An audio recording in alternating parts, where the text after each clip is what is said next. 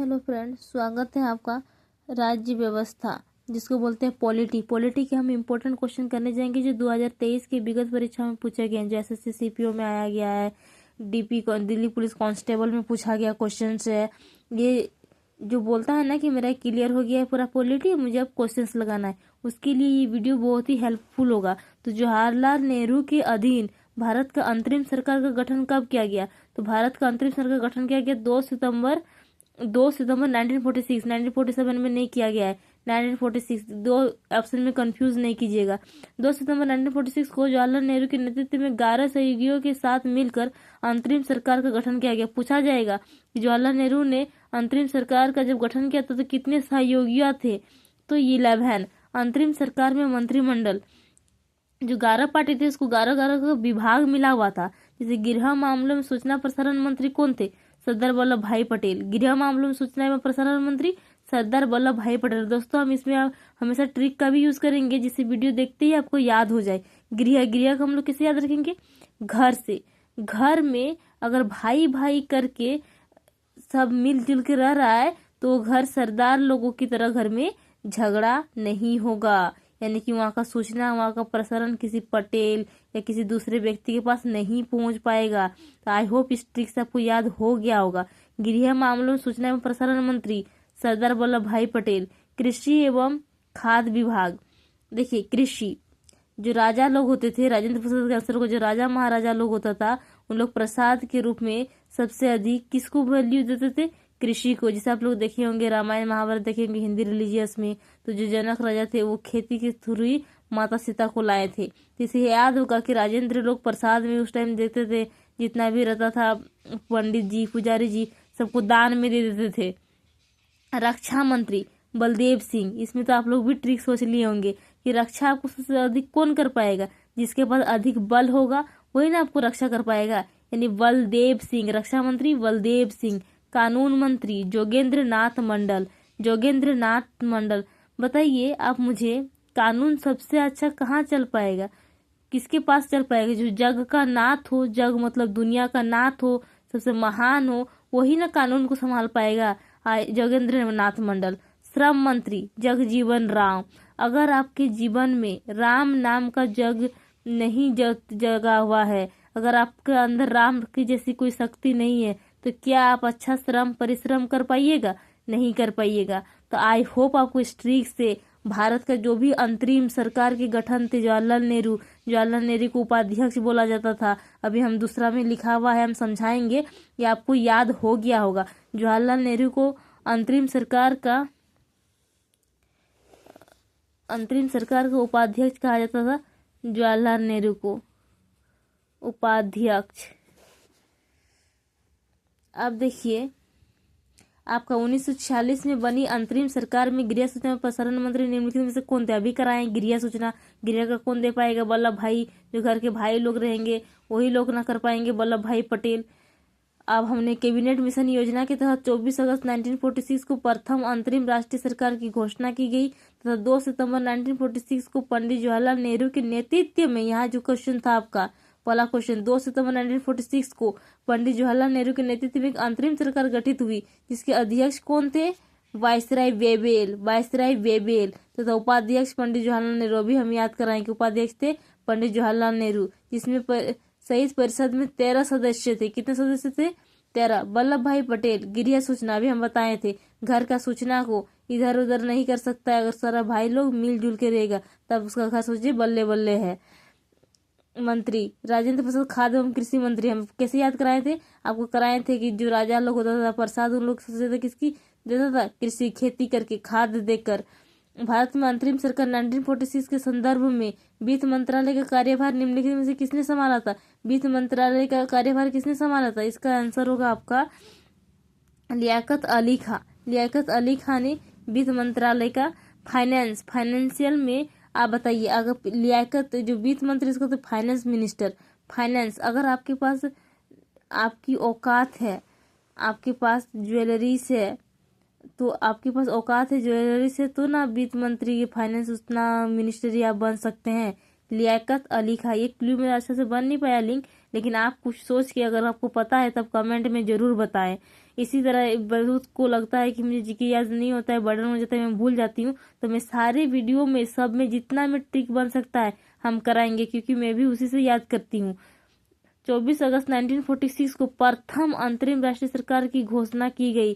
तो 2 सितंबर 1946 को पंडित जवाहरलाल नेहरू के नेतृत्व में एक अंतरिम सरकार गठित हुई। बार बार ये रिपीट हुआ, ये मत बोलिएगा कि बार बार बोलते, बार बार करा दिए मिस, बार बार करने से रिपीटेशन होगा। पंडित जवाहरलाल नेहरू ने नेतृत्व में एक अंतरिम सरकार गठित हुई। अंतरिम सरकार का अध्यक्ष बेबेल, अभी हम बताए थे बेबेल, और उपाध्यक्ष पंडित जवाहरलाल नेहरू, ये भी इम्पोर्टेंट है। अध्यक्ष कौन है? बेबेल। अंतरिम सरकार कब गठित हुई? 2 सितंबर 1946। अंतरिम सरकार कब गठित हुई? 2 सितंबर 1946। किसने गठित किया था? पंडित जवाहरलाल नेहरू के नेतृत्व में, जिसमें अध्यक्ष कौन थे? अध्यक्ष थे आपका बेबेल और उपाध्यक्ष थे पंडित जवाहरलाल नेहरू। आई होप आपको याद हो गया होगा। उपाध्यक्ष से अंतरिम सरकार में कुल 13 सदस्य थे, उपाध्यक्ष सहित, मतलब उपाध्यक्ष को लेके कितना हो जाएगा? 14। वित्त मंत्रालय का कार्यभार लियाकत अली खां के पास था। वित्त मंत्रालय का कार्यभार लियाकत अली खां, हम बोले थे फाइनेंस में जिसकी औकात रहेगा, जिसके पास पैसा रहेगा, वही ना वित्त को, फाइनेंस मिनिस्टर को संभाल सकता है।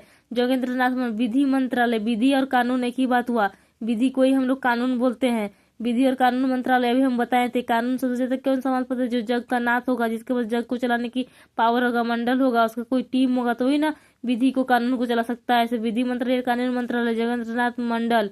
जग जीवन राम, श्रम मंत्रालय, श्रम करने के लिए भगवान राम जी जैसा जीवन जीना पड़ेगा, तभी आप श्रम कर सकते हैं। डॉक्टर जॉन मथाई को उद्योग एवं आपूर्ति मंत्रालय।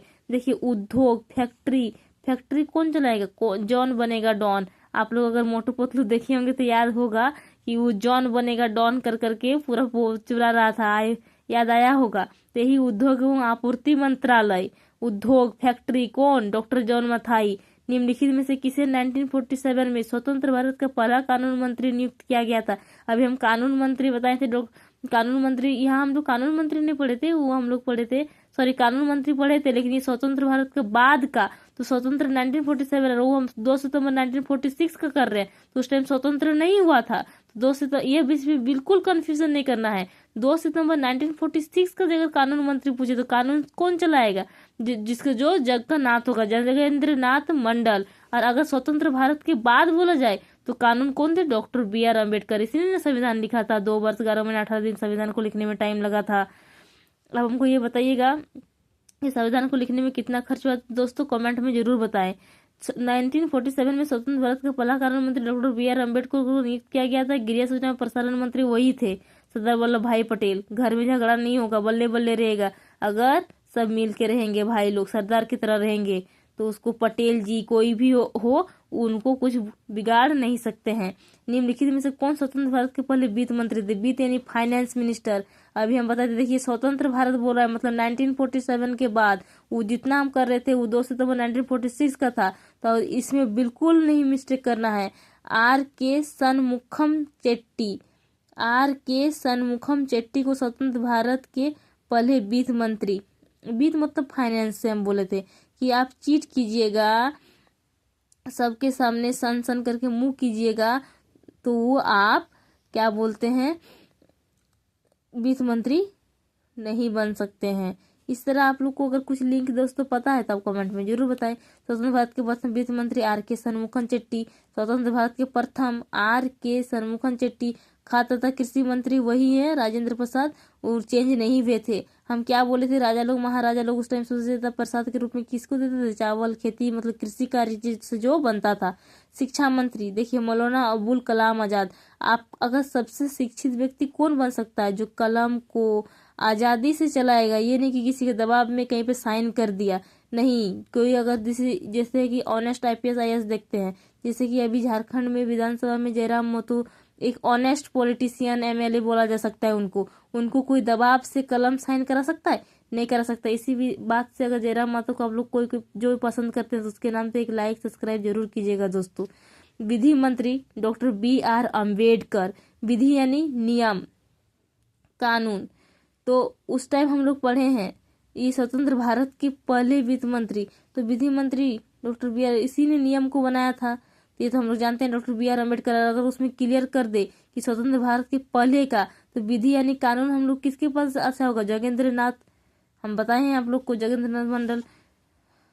अब हम लोग का है नेक्स्ट क्वेश्चन, निम्नलिखित शक्तियों में से किसी संविधान के दस्तावेज का मसौदा तैयार करने के लिए, ड्राफ्ट तैयार करने के लिए संविधान सभा के कानूनी सलाहकार के रूप में किया गया? सलाहकार BN राव। सलाहकार को हम लोग एडवाइजर बोलते हैं, एडवाइजर, किसी को एडवाइस देना, BN राव। इसका फुल फॉर्म कमेंट में जरूर बताइएगा। थोड़ा अभी मैं मिस्टेक कर रही हूँ, मुझे क्लियर आ नहीं रहा है। अब संविधान की निर्माण प्रक्रिया में संविधान सभा के कानूनी या संवैधानिक सलाहकार के रूप में श्री BN राव को नियुक्त किया गया तथा संविधान सभा द्वारा विश्व के लगभग 60 महत्वपूर्ण संविधानों का अध्ययन किया गया। जिस टाइम संविधान को बनाया गया था दोस्तों, तो अकेले भारत का संविधान अकेले नहीं हुआ, इसमें 60 संविधानों को पढ़ा, उसके बाद बनाया गया। निम्नलिखित शख्सियतों में से कौन संविधान के दस्तावेज का मसौदा तैयार करने वाले संविधान सभा का मुख्य परोपकार था? मुख्य परोपकार था SN मुखर्जी। और संविधान के दस्तावेज का मसौदा तैयार करने वाले संविधान सभा के मुख्य परोपकार SN मुखर्जी थे। संविधान सभा के कानूनी संवैधानिक सलाहकार BN राव थे। संविधान निर्माण के लिए निर्वाचित संविधान सभा में प्रथम बैठक कब हुई थी? 9 दिसंबर 1946 को। देखिए इसमें 3 बार बैठक हुई है, एक 9 दिसंबर, एक 11 दिसंबर और एक 13 दिसंबर। पहला बैठक कब हुआ था? 9 दिसंबर 1946 को, फिर 11 दिसंबर दूसरी बैठक में, और फिर 13 दिसंबर। ये तीनों का बैठक है, याद रख लीजिएगा आप लोग। भारतीय संविधान निर्माण है तो संविधान सभा की प्रथम बैठक 9 दिसंबर 1946 को नई दिल्ली के कॉन्स्टिट्यूशन हॉल में हुई थी, जिसे अब संसद भवन के या केंद्रीय कक्ष के नाम से जाना जाता है। आई होप आपको वीडियो अच्छी लगी होगी, ट्रिक पसंद आया होगा।